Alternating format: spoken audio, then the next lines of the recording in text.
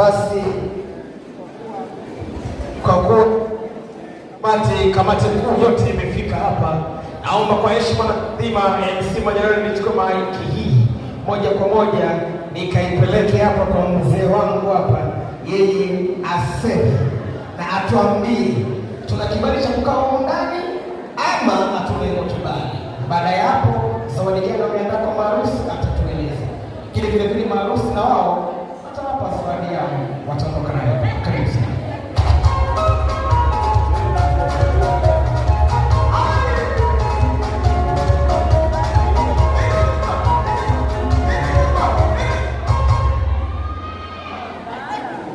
Assalamu alaikum. Kwa ada ya harusi hii ni harusi ya mseto, na ndio maana nimetoa salamu hiyo baada ya kujikabidhi mkononi kwa Mungu. Kwa upande wa pili, basi salamu yangu ya kuwakaribisha iwe hiyo ya upande wa pili. Nichukue nafasi hii kuwakaribisha katika ukumbi wa Global Hall katika hafla hii fupi ya kuwapongeza Bwana